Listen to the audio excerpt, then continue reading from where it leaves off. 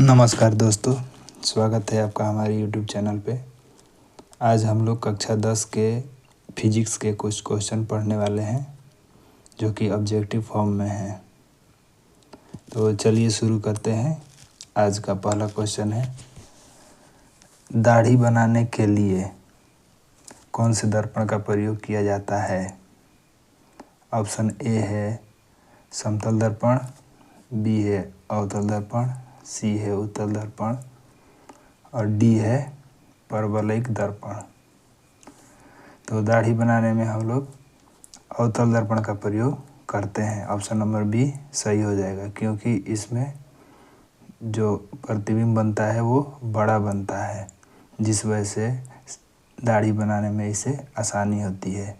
और समतल दर्पण का प्रयोग हम लोग घरों में करते हैं चेहरा देखने के लिए। और उत्तल दर्पण का प्रयोग गाड़ियों के जो साइड मिरर होते हैं या पीछे देखने के लिए, जो जिससे हम लोग देखते हैं पश्च मिरर में इसका प्रयोग करते हैं, या पश्च दर्पण में इसका प्रयोग करते हैं। अब दूसरा क्वेश्चन है, उत्तल दर्पण से बना प्रतिबिंब होता है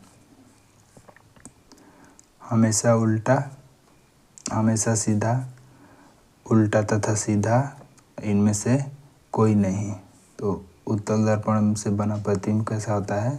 हमेशा सीधा होता है। इसीलिए उत्तल दर्पण का प्रयोग यहाँ पर करते हैं, गाड़ियों के साइड मिरर में किया जाता है, ताकि पीछे से जो भी गाड़ी आए वो हमें सीधा सीधा दिखाई दे।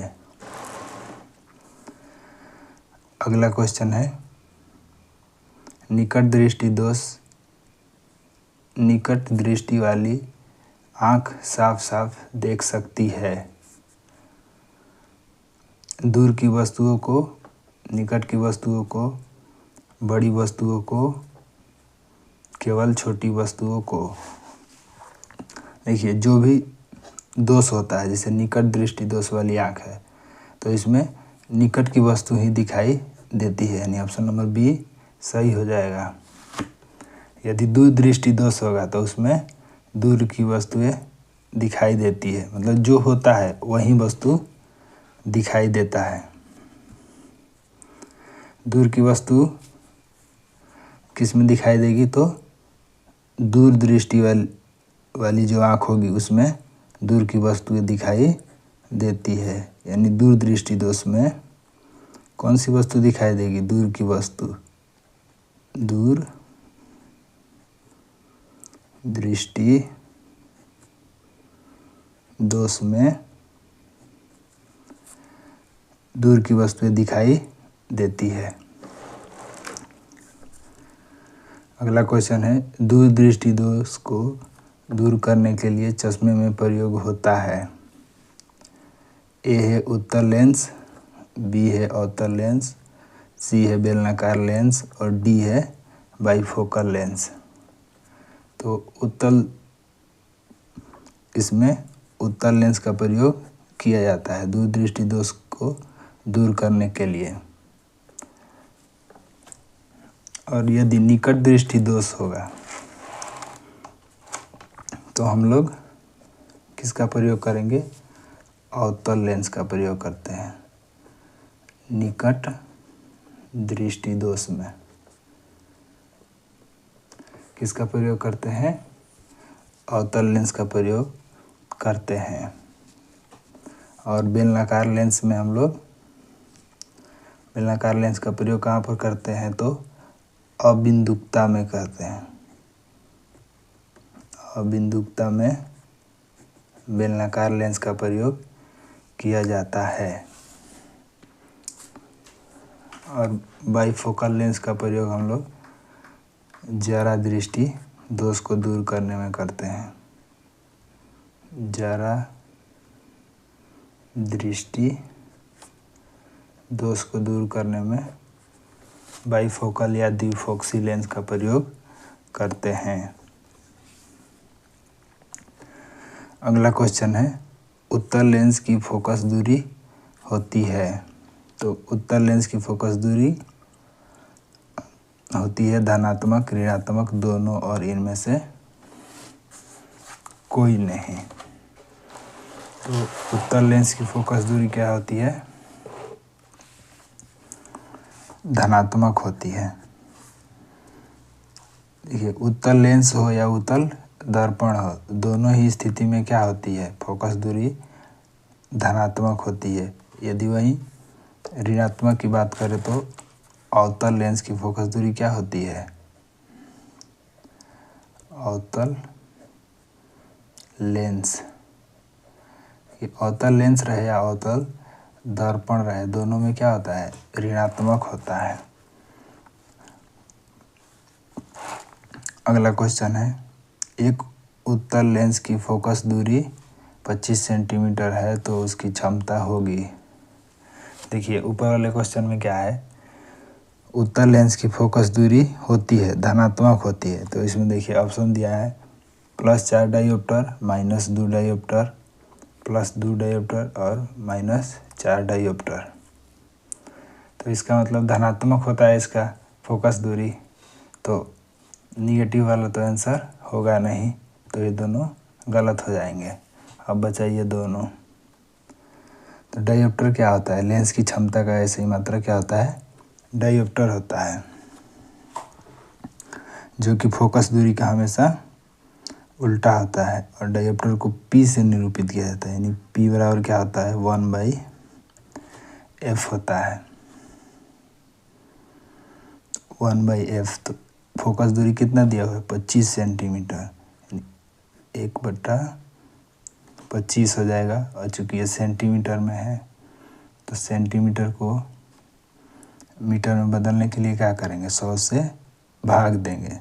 जब 100 से भाग देंगे इसको तो क्या होगा? 100 ऊपर चला जाएगा, तो 100/25, 25 से कट जाएगा 4 बार में, यानी +4 डायोप्टर हो जाएगा इसका answer.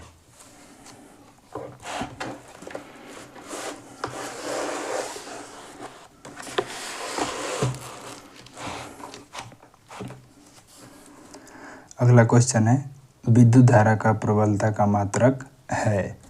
Option A ampere, B volt, C ohm और डी जूल। विद्युत धारा की प्रबलता का मात्रक क्या होता है? एम्पियर होता है। वोल्ट किसका मात्रक है? तो वोल्ट विभव का मात्रक है। विभव का मात्रक क्या होता है? वोल्ट होता है। यही पूछ दे यदि वोल्ट मीटर का मात्रक, वोल्ट मीटर का मात्रक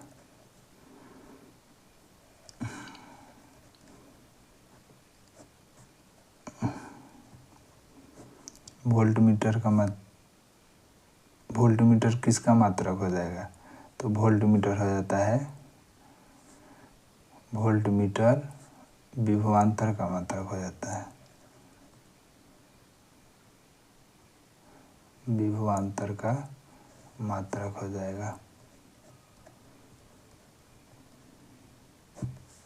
ठीक है, वोल्ट का मात्रक क्या हो जाएगा? विभव हो जाएगा, और विभवांतर का मात्रक क्या हो जाएगा? Volt meter. देखिए, यानी वोल्ट छोटा है तो इसका विभव का मात्रक क्या हो जाएगा? वोल्ट। ये छोटा है तो ये भी छोटा, और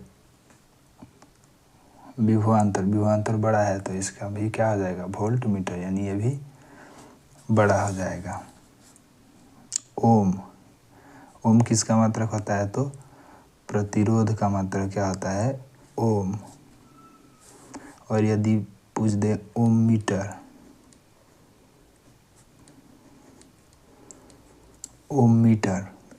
किसका मात्रक हो जाएगा? प्रतिरोधकता का।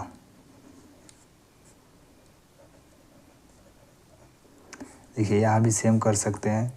जैसे प्रतिरोध छोटा है तो इसका मात्रक क्या हो जाएगा? ओम। और प्रतिरोधकता यानी ये भी बड़ा है तो इसका मात्रक ओम मीटर हो जाएगा। और जूल की बात करें तो जूल किसका मात्रक होता है? यह होता है कार्य और ऊर्जा का मात्रक होता है। जूल। अगला क्वेश्चन है, घरेलू परिपथ में फ्यूज तार लगाए जाते हैं, यानी कि घरों में जो भी वायरिंग होता है वो उसमें फ्यूज तार किस में लगाए जाते हैं, ये पूछ रहा है। ऑप्शन ए है श्रेणी क्रम, बी है समानांतर क्रम, और सी है उदासीन, और डी है कहीं भी।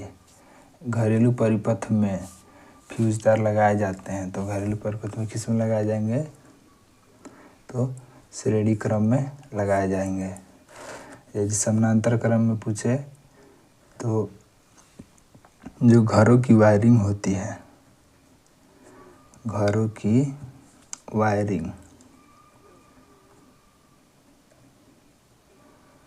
वायरिंग वो किस में होती है, समानांतर क्रम में होती है।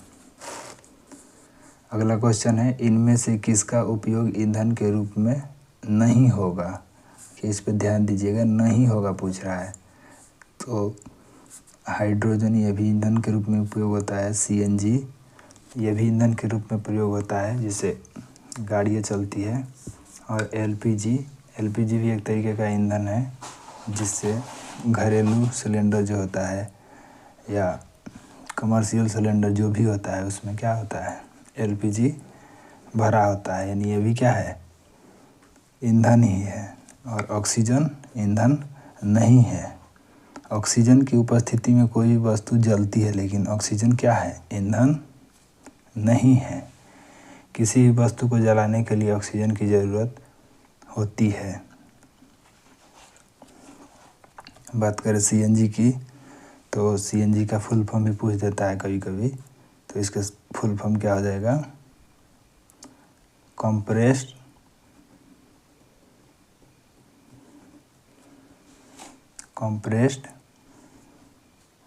नेचुरल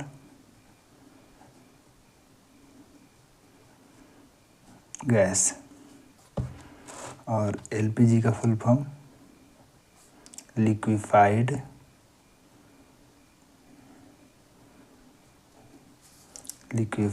पेट्रोलियम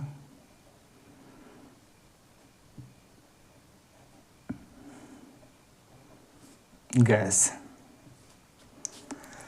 ठीक है, अब अगला क्वेश्चन और लास्ट क्वेश्चन है, इनमें से कौन नवीकरणीय ऊर्जा स्रोत है।